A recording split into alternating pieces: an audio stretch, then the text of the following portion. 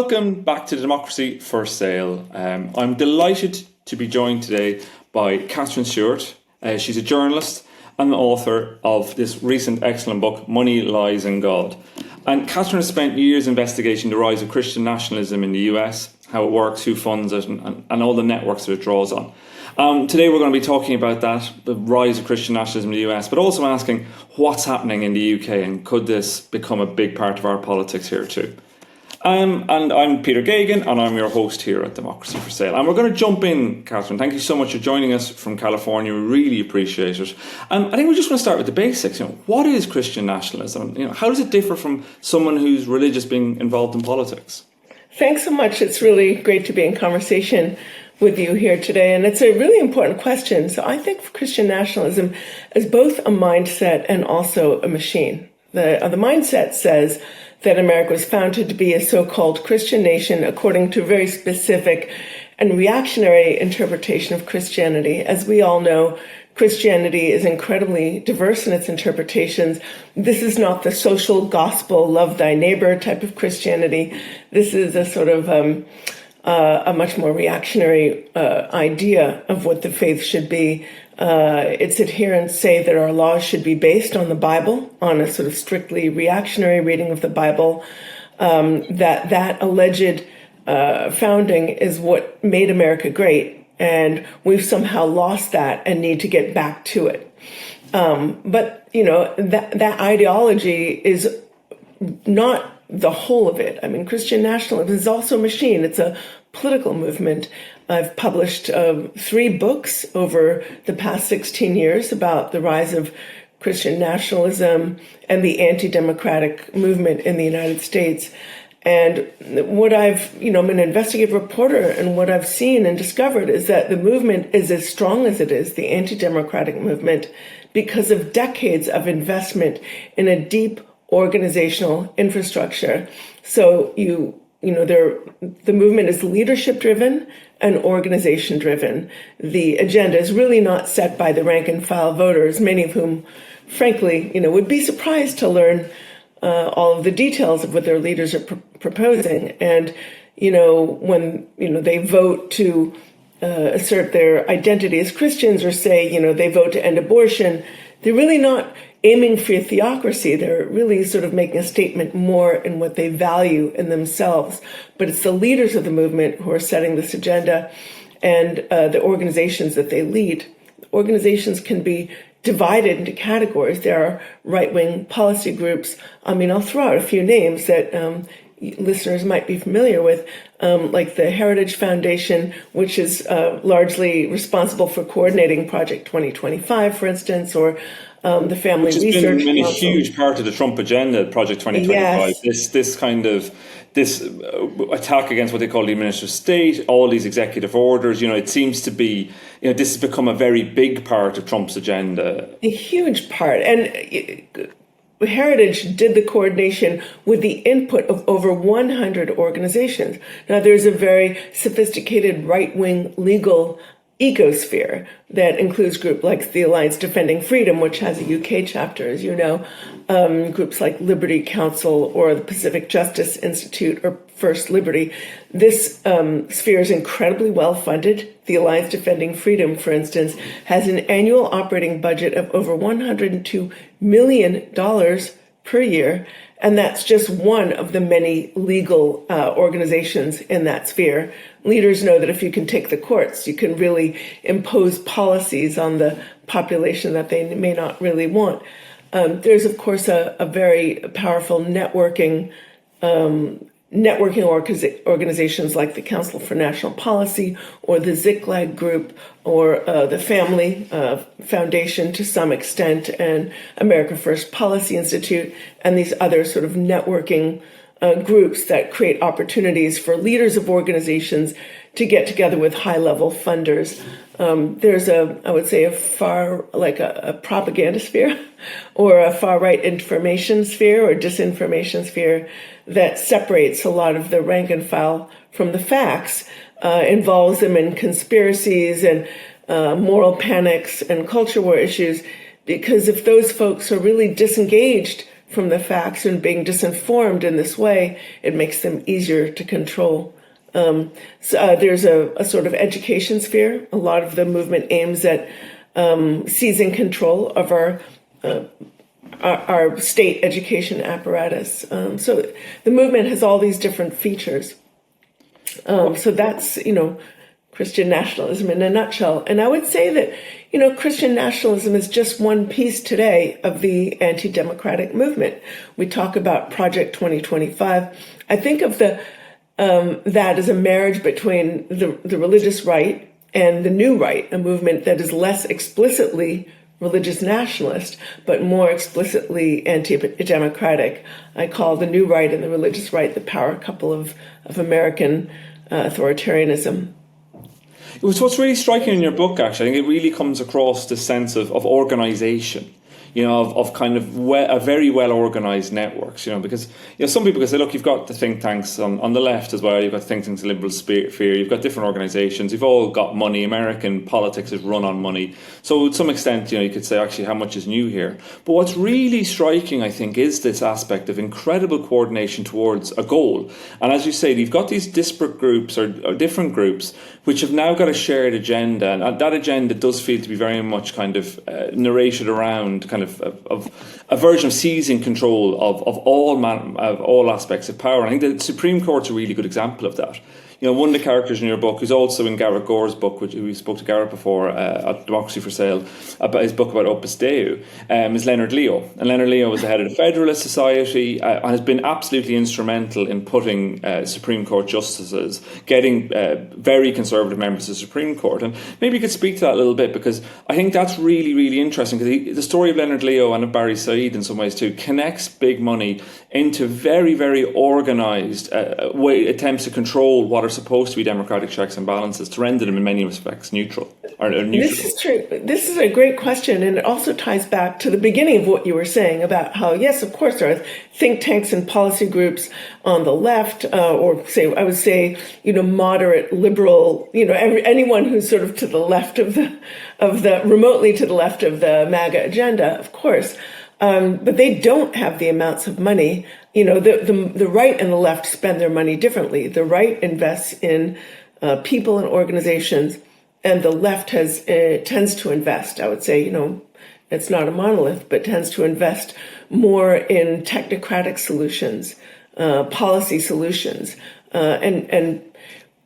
or they'll invest their money in political candidates. And if the candidate loses their race, first of all, they might not need the war chest. They might have enough money, but people are sending their money to Raphael Warnock, for instance, because they think he's really great. Well, if I was in Ebenezer Baptist Church in Georgia, where he was the pastor for many years last week, and we'll talk about my trip to the US, I think, through the course of this. So yeah, I can't wait. He's somebody who has been for 20 years in the same church as Martin Luther King, an incredibly powerful orator and communicator, who's a senator for Georgia, the first black senator for Georgia.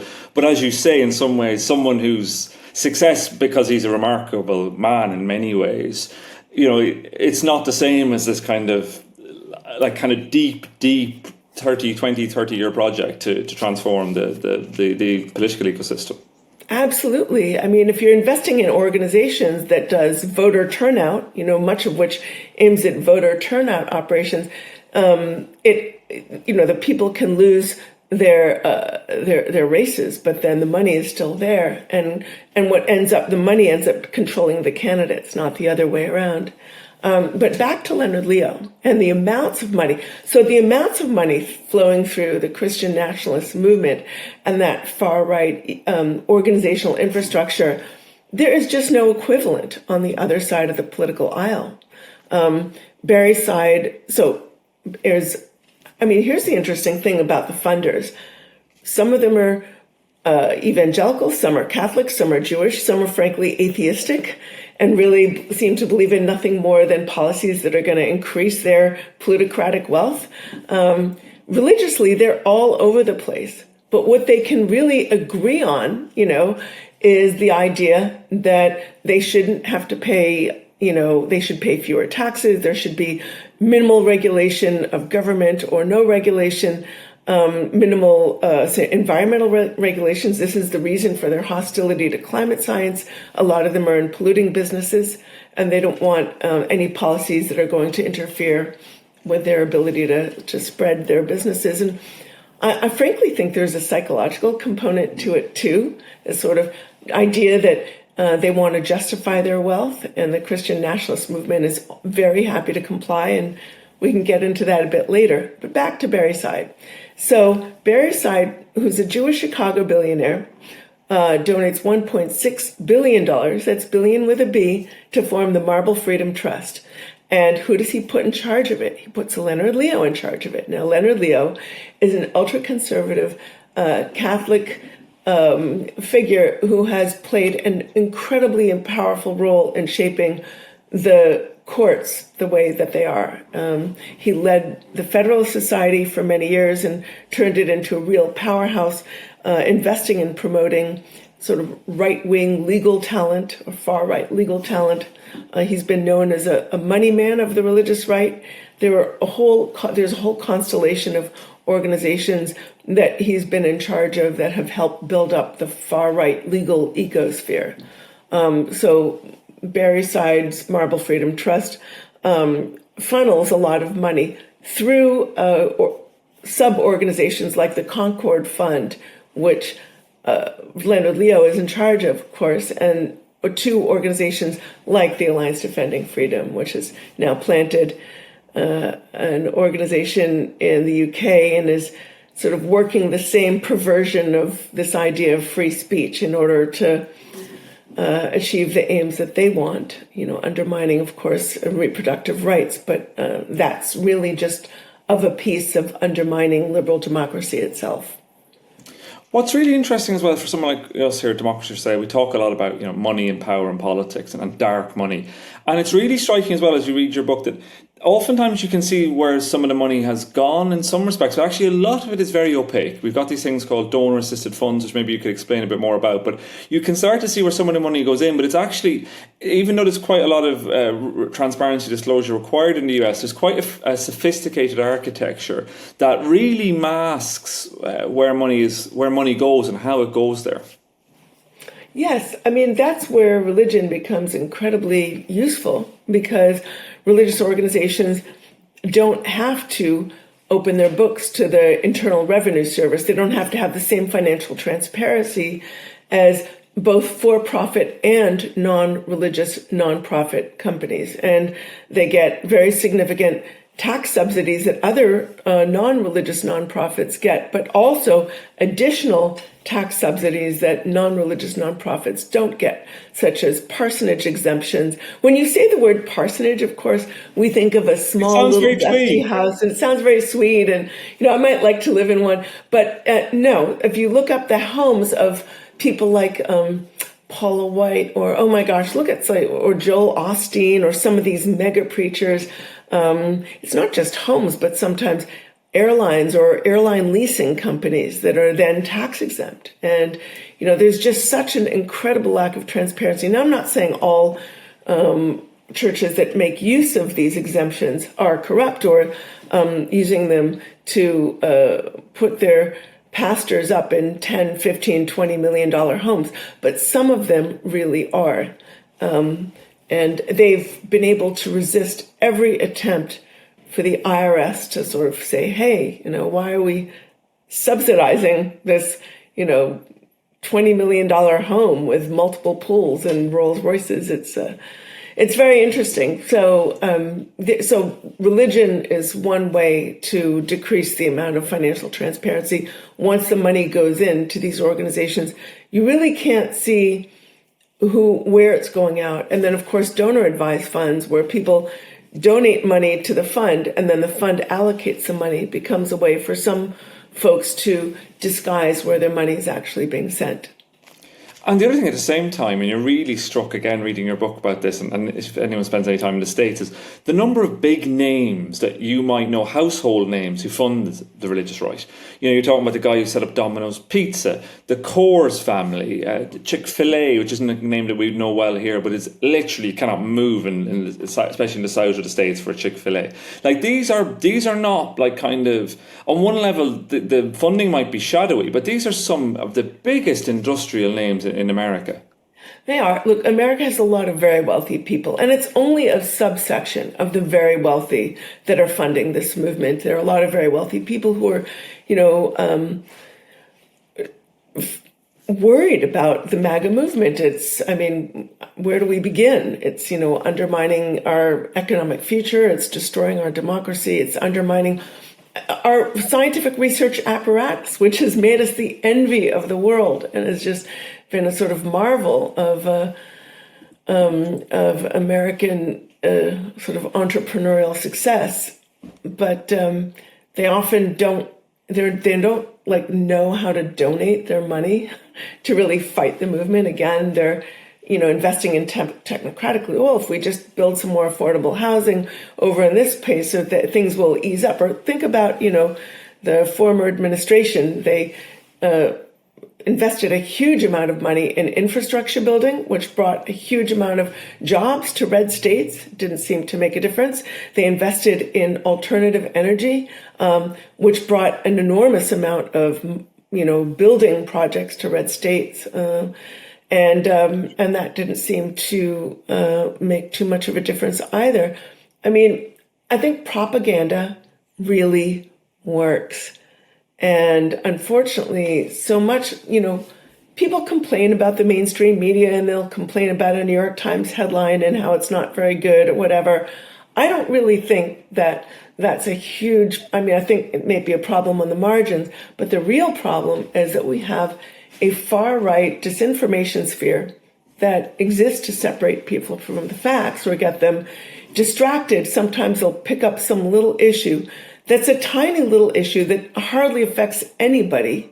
There's endless coverage of some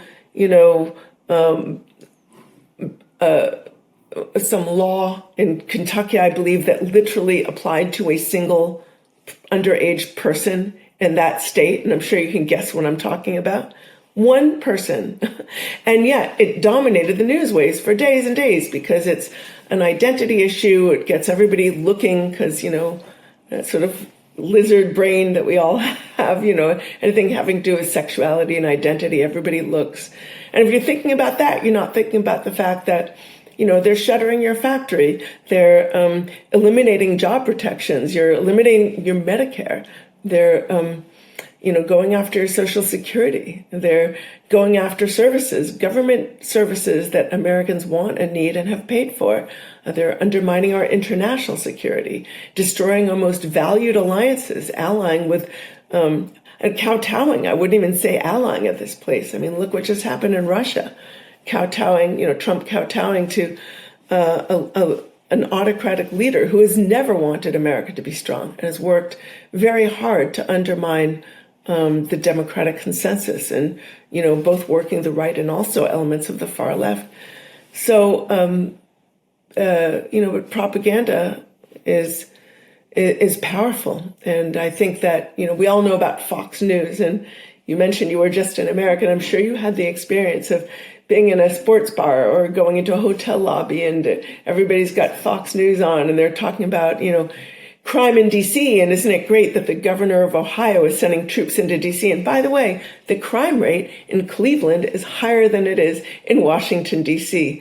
And I'm just back from Cincinnati, and people in Cincinnati, the main thing they were talking about was crime in Cincinnati and Ohio. I know. So, this is all performative. It's performative fascism. That's what it is. Can we use the F word on this? Yeah, I think it's fine. In America, everybody's like, "Oh, don't call it fascism." It's like, well, I'm happy for people to say what they think on this podcast. One thing that I think your book also does, it narrates lots of different, like the current moment, but it's also, I think, what you do is you show how, I'm always really struck by how in the 1970s, when Roe versus Wade, when the decision was announced, actually the Southern Baptist Convention welcomed it. They welcomed Roe versus Wade as abortion on. So I think what your book does a really good job of doing is showing how over decades that was rolled back. But the other side of it, I think, is that this sort of politics, this very exclusionary politics, is kind of hardwired into the DNA of the United States for a long time too.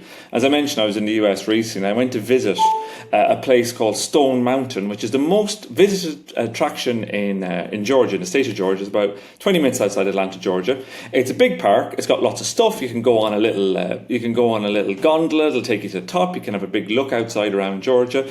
But it also has the world's largest bas relief the bas relief carving, which sounds a bit opaque, but what it is a bit like Mount Rushmore, but it's three Confederate generals from the Confederate War, like basically carved onto the side of a mountain. I went there to look at it because I saw it's the most popular visitor attraction, and it's an incredible thing to stand in front of. Frankly, this huge statue to what some people describe as the biggest monument in the world to white supremacy.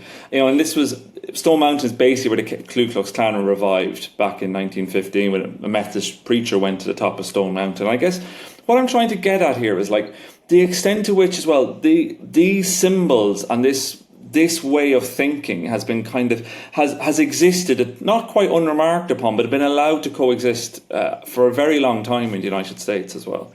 It's, there have always been reactionary movements, but there have also been great progressive movements in our country. Slavery was ended. We actually had a civil war over it, and it was. I mean, there's been a women's rights movement, gay rights movement, civil rights movement, desegregation. We've had a religious sort of reactionary religious figures in our country. In fact, the reactionary preachers were largely on the side of slavery, defending the institution of slavery. But there have also been progressive religious movements that have argued from the pulpit that slavery is an abomination. So we've always had these kinds of tensions within our country. But, the fact is, America has never been a perfect democracy, but the ideals of democracy are really beautiful. It was the first major state founded on idea, not on a tradition, not on a specific heritage or a religion. It's the ideal that all people are created equal, that we should be governed by laws that are based on principles of rational thought and a commitment to the common good, that our laws should be deliberated in public and should apply equally to all, including our leaders. It's the idea that our leaders are not kings who can abuse their privilege and abuse their subjects and pillage the public treasury. So, they should be subject to term limits. I mean, these are ideals that are encoded in our foundational documents and in our Constitution. It's an idea of the government of the people, by the people, and for the people. And yes, there have always been reactionary movements in our country, even from the beginning, but there have also been progressive movements, and then all kinds of interesting stuff in between. It's a very big, diverse country that accepted immigrants from all over the world, many of whom, by the way, were at each other's throats from the start. I mean, I think about when, J.D. Vance is I believe he's still in the UK now, meeting with Robert Jenrick and his, perhaps his British Sherpa and other folks. But, he's gone full anti-immigrant. And yet when Catholics started to immigrate to America in large numbers, the nativists, the Protestant nativists, went mad, and said terrible things. And, the sort of state schools were filled with, at the time, textbooks that were filled with anti-Catholic sentiment and anti-papist sentiment, and people literally fought and died in the streets of Philadelphia and elsewhere over these types of issues. They were considered un-American. Italians were considered not white. I think I cited this person in my book, either Money, Lies, and God or my previous book, The Power Worshippers. His name was Storer, Henry Storer. He was a Protestant nativist, one of the early anti-abortion activists. And he was also very much against women learning anything. He thought education makes women infertile, But he said, he was very anti-Catholic, and he said, I'm paraphrasing here because I don't have the quote in front of me. He said, will America's southern and western provinces be filled with aliens, meaning Catholics, or our people? This is the future upon which the wombs of our women depend. So that was the sentiment at the time. Different immigrant groups came to America and were often viewed as un-American, and we're seeing the same dynamic today. Just picking up on J.D. Vance and meeting Robert Jenrick, the kind of who's become the kind of the figurehead for the conservative right. One of the features I think that's really kind of fascinating to watch now, and you narrate some of this in your book too, is this relationship between the kind of MAGA and the Christian nationalist movement in the US and the UK. Like, what does that look like to you? Because from one level you could look at Britain and go, look, religion plays almost no part in our politics. Everybody believes in evolution and all these concepts. They're pretty much solid. Abortion, we just brought in new anti-abortion laws, which are even give even more rights to women.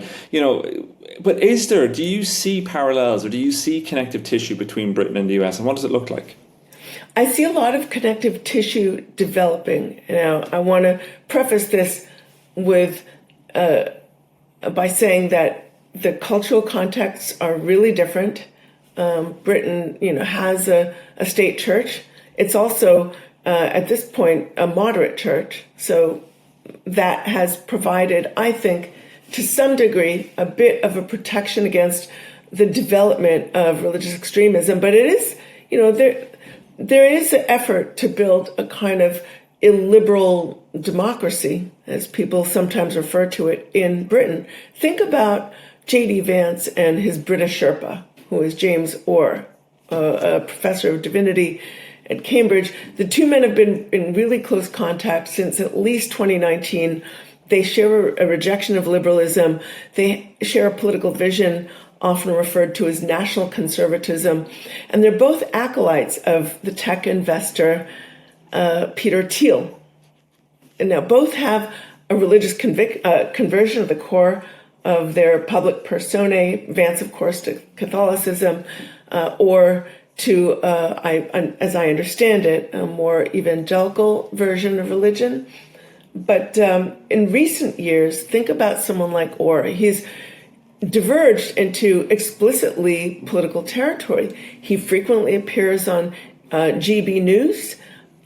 He talks a lot about immigration. If you look at his Twitter feed, it's almost all he talks about. He talks about diversity as a debilitating weakness in Britain.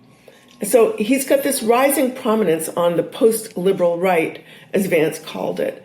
And he's speaking at the National Conservatism Conference in Washington. James Orr is next month as well. Right, and has spoken at other national conservatism conferences. And he's also, like a lot of sort of religious right leaders in America, on a number of think tanks. He's chairman of the UK Edmund Burke Foundation. It's an organization that has convened the National Conservatism Conference. He has links to the American Enterprise, which itself has links to the American Enterprise Institute. He's been on the board of the Alliance for Responsible Citizenship, which kind of introduces a range of conservative thinkers to very rich audiences. And Jordan Peterson has been a big part of that. He's also spoken at I think it's called the MCC conference. It just took place in Hungary and sort of drew in a lot of these sort of illiberal thinkers. He actually went on, it wasn't GB News, I can't remember exactly where he did it. He went on one of the British shows and talked about how free speech in the UK is in worse state than it was in Putin's Russia. I don't have, again, and his hosts were just gobsmacked. They were like, what are you talking about? Journalists are murdered and imprisoned in Putin's Russia. What are you talking about? But, he's very much working that sort of grievance narrative. Oh, we're being canceled and we're being suppressed and our speech is being canceled. Meanwhile, look at what's happening in America. They have banned literally hundreds of words from any sort of scientific studies receiving government grants, including pollution, woman, climate science. I mean, inequality, status. These are words that have literally been banned. And, they're banning books. They're pulling books like Anne Frank's diary out of public libraries. I had that incident that I wrote about in Money, Lies, and God, where I'm sitting for anybody who doesn't know what Moms for Liberty is, it's one of these sort of astroturfed parents groups. They show up at school board meetings and they claim they're teaching CRT and they're arranging children's sex change operations, and their heads are filled with right-wing propaganda. And none of that is true. Public schools do not, our public schools, our state schools do not teach critical race theory. They're not promoting gender surgery or, none of that. I mean, I sent my children to state schools, and they're teaching kids how to read and math and how to memorize their state capitals. It's really quite basic what they do. A little bit of Spanish or French if you're lucky. So this woman was sitting next to me, and I was like, what got you interested in this movement of Moms for Liberty? They call themselves Moms for Liberty. And she said, it's, I discovered they were teaching Anne Frank's diary I discovered it was in one of the libraries. Well, first of all, libraries have all kinds of books. But, Anne Frank's diary, it's a story of a young girl during the Holocaust. Now, I struggled to sort of imagine what was problematic about this particular book. And I said, what was it that bothered you about this book? And she said, it was the lesbian scene. I'm like, there's no lesbian scene in Anne Frank's diary. But this is the kind of disinformation that they're promoting to these very credulous people. And just gets them all riled up. And then they show up at school board meetings and, But the damage is deliberate. You reduce faith in state schools, and that clears the way for state funding of religious schools that can teach anything they want, including contempt for those who are different, creationism, a kind of false Christian nationalist version of American history and world history. And I think what's interesting as well, if you look at somebody like James Orr, so as you say, he's somebody who's very close to J.D. Vance, and he's now heading up this think tank, Centre for a Better Britain, which is aligned with reform. The BBC, kind of curiously, Alan Mulrajan recently did a big interview with James Orr as part of this, and kind of talking about how. Basically kind of a pitch for what they were doing, despite them really kind of just existing. But it's really striking, I think, that you've got people like this, and there's Steve Bannon's another good example. Oh, sorry about that. Steve Bannon, somebody who's very close to Nigel Farage. There's a really interesting line in your book as well, actually, about an event where Steve Bannon's talking about. Steve Bannon says at an event in Richmond, Virginia, in 2023, we're putting together a coalition that's going to govern for 100 years. And at this event was the governor of Virginia, a guy called Glenn Youngkin. And Glenn Youngkin used to worship at Holy Trinity Brompton, which is a very important evangelical church here in London. And I think you can start to see, through as well as that, maybe we could talk a bit about someone like Paul Marshall, who's somebody who I think also provides this connection. You mentioned the Alliance for Responsible Citizenship and Jordan Peterson. It's Marshall's money behind that. And we can start to see how somebody like Marshall has also been quite influential, potentially influential, in this connection between the US and the UK. Yeah, the UK has its own funders. The European Parliamentary Forum just published a report. Their sexual and gender division published a really interesting report on the money funding the attack on sexual rights and reproductive rights in the EU and the UK. And a lot of money is coming from the US, but as the author of the report stated, a guy named Neil Dada, he said, we can't blame America, we have our own funders. And, in some instances, it's the old alliance between priests and kings. This idea, there's a sort of, very well-funded people who are heirs to, that fortune, like what's her name, Princess Gloria TNT, they call her, Turn and Taxis, who is, I believe, the largest landowner in Germany. And when she was young, she was 20 years old or 19, and she married a 50-year-old count, and then he died 10 years later. And in those years, she was she was like sort of hailed by the gay community in New York. She was always at clubs wearing outrageous headgear, and she was known as having this sort of explosive, very party-friendly personality. Well, she's kind of remade herself into a funder of the religious right in the EU, but she's not the only one. There's a whole large number of pedigreed, very wealthy folks who are doing the funding. There's also folks in the tech space in Sweden and in Germany who are doing funding. There are folks in many. Paul Marshall is one. There are other funding sources in the UK, and the report is 158 pages. It's actually quite specific about where the funding is coming from, and I don't, again, have it in front of me, but I know the Billy Graham Foundation has done a huge amount of funding, Paul Marshall. There are other UK funders and organizations that funding runs through. And I guess that's the kind of, for someone like us, I think that's the thing that's really striking is, you don't have a huge political out space for this kind of evangelicalism in British politics, but you can see money starting to flow around it. And you can start to see people like Vance who are very interested in the US, and others too. And Farage has got a long history of connection with the Republican right and the MAGA movement. And so you can start to see how at least we're talking about this connective tissue, you can start to see how that is growing. And it's, with the reform growing in the polls as well, it doesn't see. I don't think you need to be a rocket scientist to start to see this kind of connections between the two. Well, I think where you really start to see it is in this narrative of persecution, specifically persecution of conservative Christians at the hands of a supposedly malignant liberal elite. This is the story of grievance that I think is the greatest tie to Americans' culture warriors.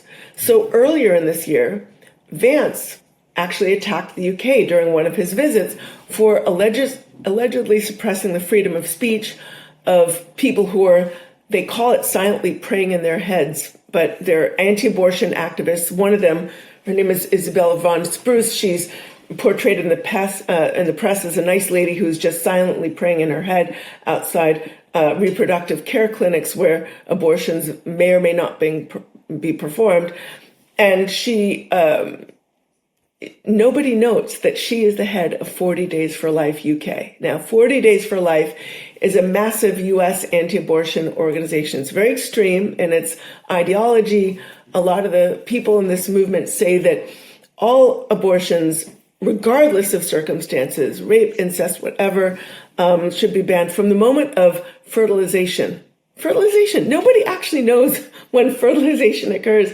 And most abortions, of course, occur early in the earliest days or weeks of pregnancy, especially with the fact that we have medication abortion, which can take very early. But they think they're not against abortion in its earliest stages. They're against abortion at the moment of fertilization. It's really, or moment of conception, sometimes they'll say. So all abortions in any circumstance at all times. And then they'll promote lies, which, like they'll say abortion's never necessary to save a life. And, Peter, I'll talk about this because women have to. I am one of the many, many women who had an abortion to save my life during a miscarriage gone wrong. And I was being treated in Catholic hospital, and they, very much wanted a child. But, after our first child, we really wanted another, and it just didn't. And I started to hemorrhage, and they waited until I lost 40% of my blood until I got the abortion that saved my life. And I'm really lucky to be alive. And they waited until I lost so much blood because I was in a Catholic hospital. And we shouldn't have to rehash the most horrible days of our lives and our traumatic near-death experiences to make the point that should be accepted and understood by everybody, which is that, pregnancy doesn't always go according to plan. And sometimes, I think it's 1 in 4 or 5 known pregnancies ends in miscarriage, and a very large number of those require some kind of help in order to complete the miscarriage safely. And but now women are dying in American hospitals because they can't get the reproductive care they need to end their pregnancy's gone wrong safely, or they're developing sepsis. Women are losing organs. They're being put in long-term care facilities. I've written, reports about this. I served as an investigator for a report on the various kinds of injuries and death that occurs when women are denied reproductive care that they need. But this is a movement that simply does not care about women's lives. They pretend to care.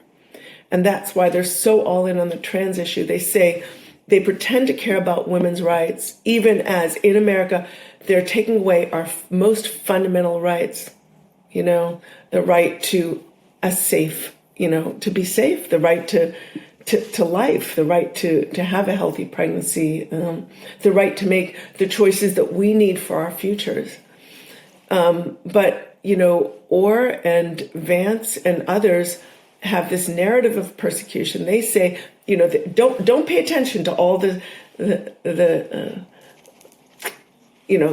lack of free speech that's now taking place under the Trump administration. Don't pay attention to the censorship over there. Pay attention to us, because this nice lady, Isabella von Spruce, who are not going to tell you that she's a major anti-abortion activist, was silently praying in her head. She got herself arrested deliberately on multiple occasions by deliberately violating these speech barriers and these safety barriers, so women can access the care they need without being harassed. So she deliberately violates the law, knows she's doing it, gets herself arrested, and then that gives her that narrative of persecution that they can use. So, again, Vance has attacked the UK for suppressing free speech and putting the basic religious liberties of Britons in the crosshairs. He actually said that the UK is maybe the first truly Islamist country that will get a nuclear weapon. I mean, it's a sort of hyperbolic narrative of persecution. And then what does Orr do? He defended Vance's critique as brilliant, and he mimics Vance's interest in free speech when it comes from conservative Christian speakers and conservatives, but he has no concern whatsoever, apparently, when it comes from those who take a different religious and political viewpoint. He's served as an advisor on the Free Speech Union, which, as has also promoted this idea that a liberal elite has captured Britain's educational and cultural institutions and is bent on using its power to suppress conservative ideas. And the reality is it's a tactic. It's a strategy, and it's a strategy that has worked in the U.S. I think the overt religious messaging is not working as they have to be a little more clever about it, because, most religious Britons are not in on this sort of, fully, reactionary, exclusionary, this idea of, that particular idea of religion that has long, been a feature of the American very diverse religious landscape.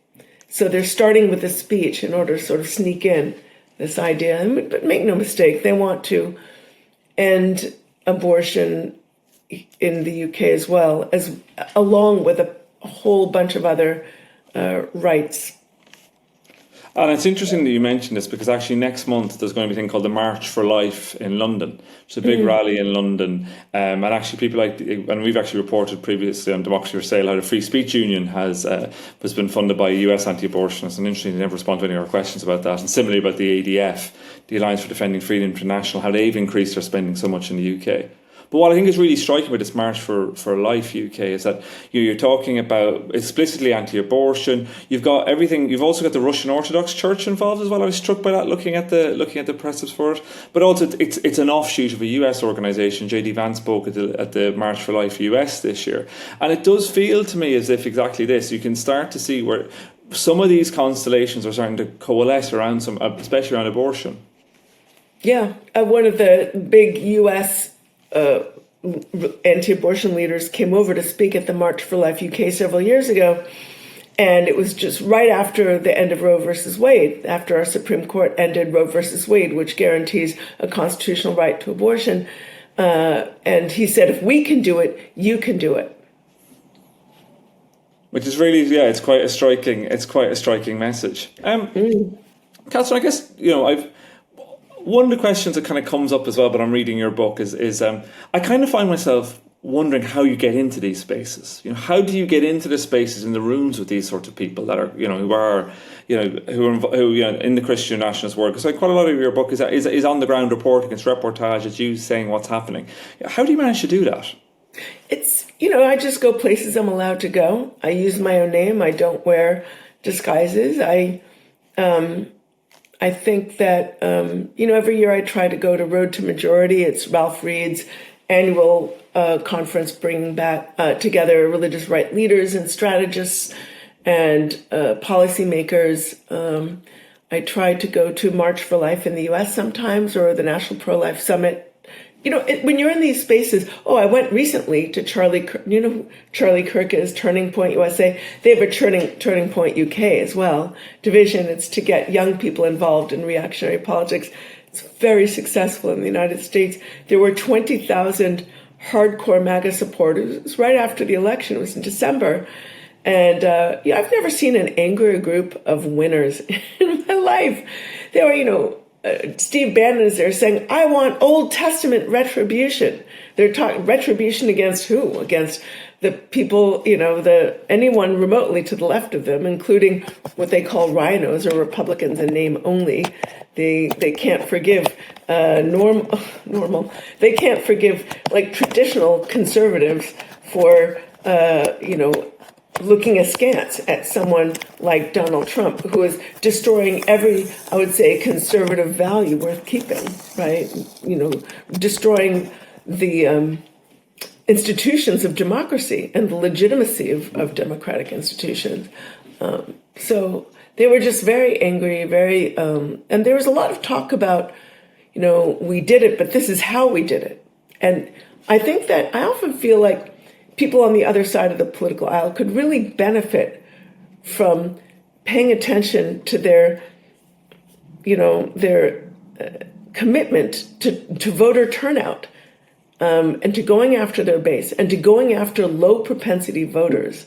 They gave instructions. They said, when you want to do voter turnout in your community, they're not relying on like writing postcards from out of state. They find trusted voices within a community already, there.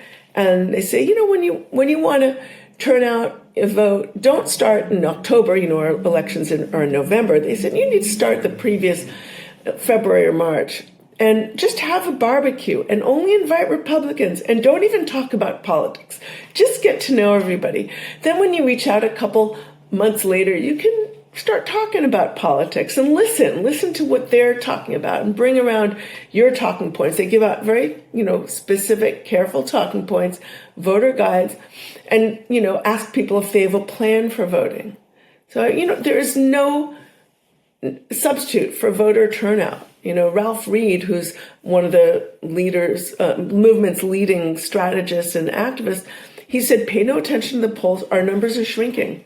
All that matters is who turns out on election day. And he's right about that. I think the religious right and the anti-democratic movement succeeds not just because it's got the numbers, but because it turns out it disinforms voters through propaganda, propagandizes them, and then it turns out its numbers disproportionately.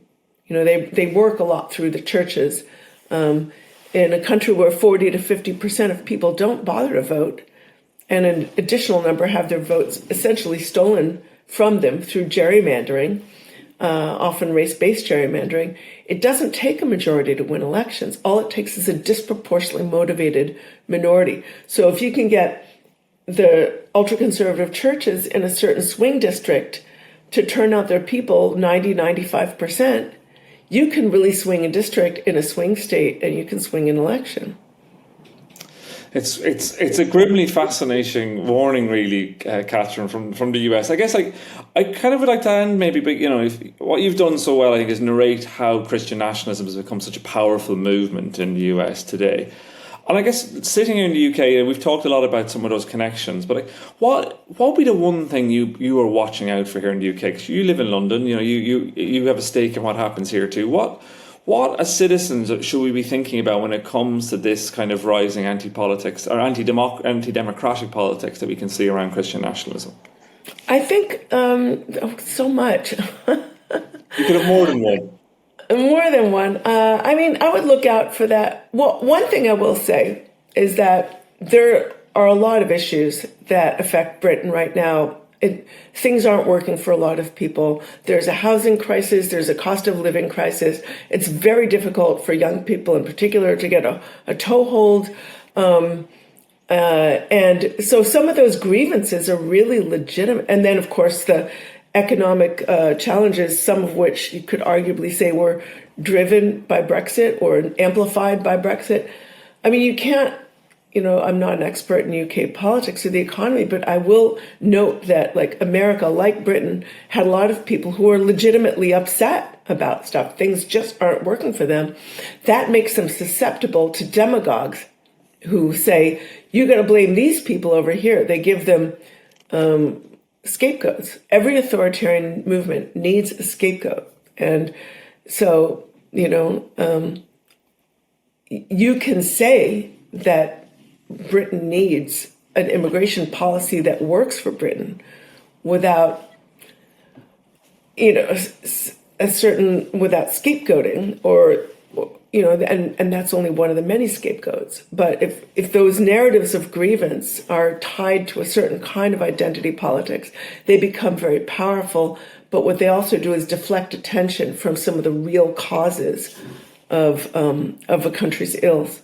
And I see that starting to happen. I think that's one of the reasons why there is a rising support for reform, because people are feeling legitimate. A lot of people are feeling, legitimately upset. Katherine, I think it seems like a fitting place to end, but I think it's a very salutary lesson as well. I think for us here in the UK about. We can feel, I think, at times that our politics are very, very far away from the US. The US is a very distant place. It's nothing to do with here. But I think what we can start to see, as you say, is both in terms of issues, but also in terms of personnel and even in terms of money. We can see some of these links, and your book does a great job of it. Money lies in God inside the movement to destroy American democracy. I'd highly recommend it. And I just want to say a huge thank you for taking the time today to talk to us. Thank you so much. Great to chat with you.